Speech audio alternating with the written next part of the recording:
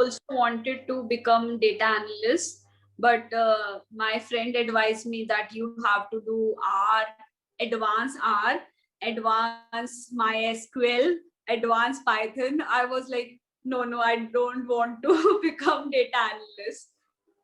Like, this is new for me that you just need to learn R and Python.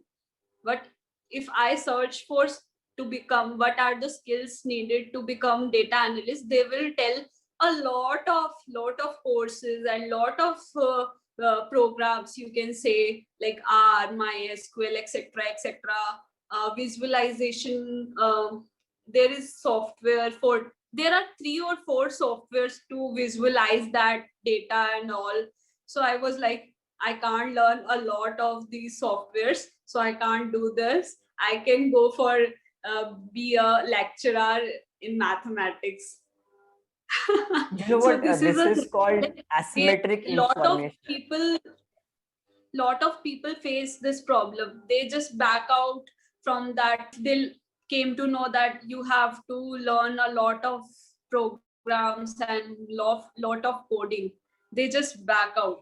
So what you want to say to those students who are like very confused about Yeah. becoming an analyst? You know, everybody wants to sell you something.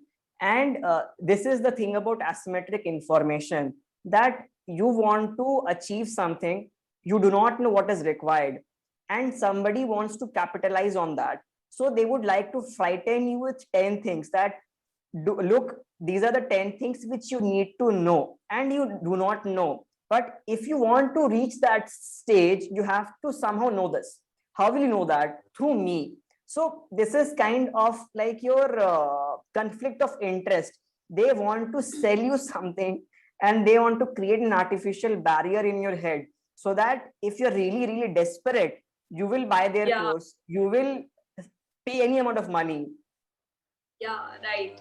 There are a lot of courses and there are a lot of like ads on Instagram, YouTube related to these courses. So, so how your channel is helping students?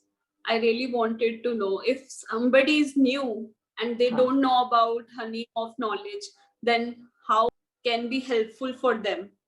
Okay, if any student is preparing for economics entrances or Mm-hmm. data science courses, or they want to learn data science, learn finance, uh, so I provide content for that.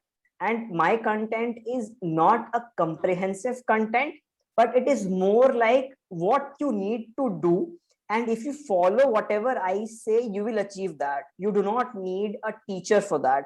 So I give you the path which you have to follow. So be it your economics entrances, or your masters in data science, or your any courses related to these 2 things, economics or data science, I try to give the main essence of that exam. How should you prepare for that exam, so that you do not need any coaching institute's help. And a big example of that help would be, just recently I completed the complete raw data set for previous year question papers. ISI publishes their question papers, right, every year. So from the year 2003 or 4 onwards till 2020, I went through all the question papers, and I have tagged every question with their question type. So that is not just the subject or concept, but the actual question type. So let us say I say that it's a question on limits and continuity. So that is a question type. So if I say it's a question on train arrival probability, that's a question type, because you might have come across this concept that, let's say you and Neha are supposed to meet at a metro station, and generally you reach that station between 8:15 to 8:30. So, and Neha reaches that station between 8:25 to 8:45. So what is the probability that you both will meet at the station? So this is a Yeah, train arrival probability. yeah. So this is the question type.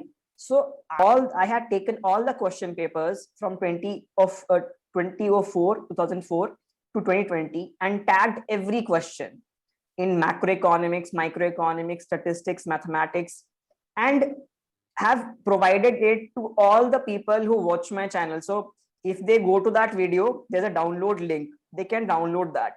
And I've also attached an analysis sheet as well, that which are the questions which are given more importance, which is a subject which is given more importance. So I have done a similar exercise for CMI's MSc in data science. Now, you might have heard of CMI, Chennai Mathematical Institute. So it is the best institute for mathematics in India. As ISI is the best for statistics, so CMI is the best for mathematics. So in way I can compare it like this: as you have the IITs and your BITS Pilani, they are very similar. Similarly, you have ISI and CMI. So I have done the same exercise for CMI's data science program as well. So that is my main essence, that if students are told that how to prepare and which things to focus on, they do not really need a hand holding of teachers. They are, because the people I'm targeting at, they're adults. They have already done their graduation. So after you complete your graduation, you are 21, 22 years old. So you do not need to be dependent on a teacher to read everything. You just need to know what to read and how to read.